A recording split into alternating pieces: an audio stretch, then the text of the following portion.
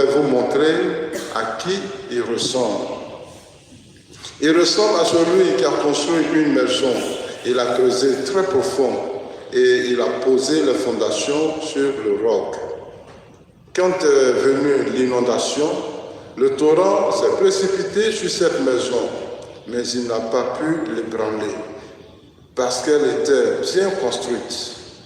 Mais celui qui a écouté et n'a pas mis en pratique ressemble à celui qui a construit sa maison à même le sol, sans fondation.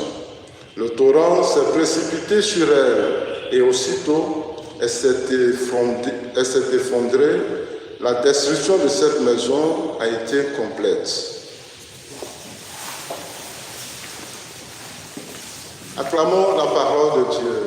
Louange à toi, Seigneur Jésus.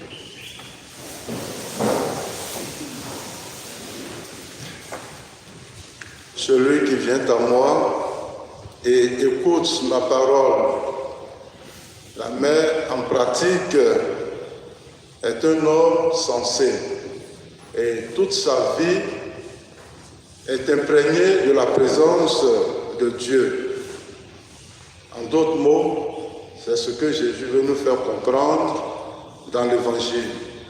Et nous pouvons trouver aussi un parallélisme de cette page d'Évangile en cette même parole de Jésus.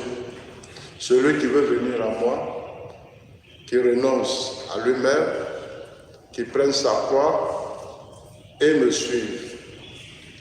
Vous voyez, chers frères et sœurs, quand on demande un médecin prescrire un régime à quelqu'un, peut-être une personne obèse, pour perdre 5 kilos, voici ce qu'il faut prendre. Et cette prescription est totale. Tu ne dois pas laisser un petit mot, un petit médicament.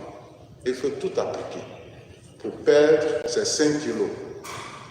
Mais la prescription de Jésus n'est pas comme la prescription d'un médecin.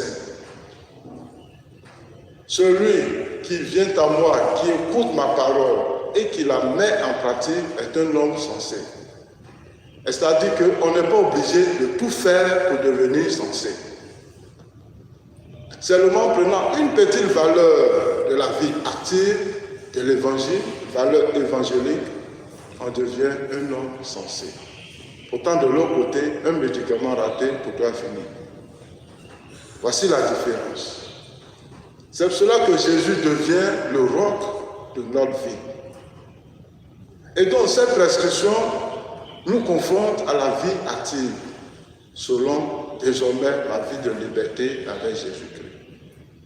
Jésus ne me dit pas de tout faire, mais simplement, dans les valeurs évangéliques, qu'est-ce que je peux prendre pour rendre ma vie solide avec lui?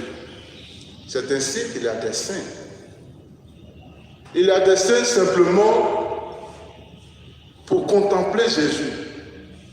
Toute la vie, c'est Jésus qui contemple.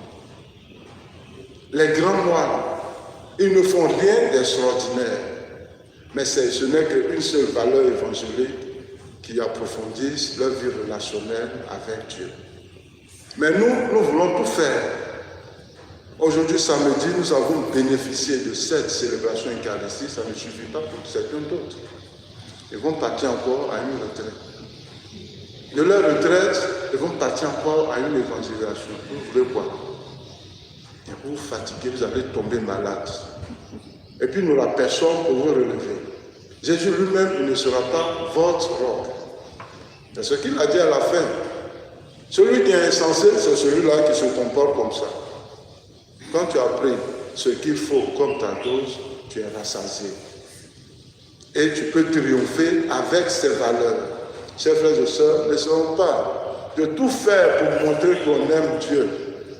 Quand on aime Dieu, il suffit d'une seule parole et on est tranquille.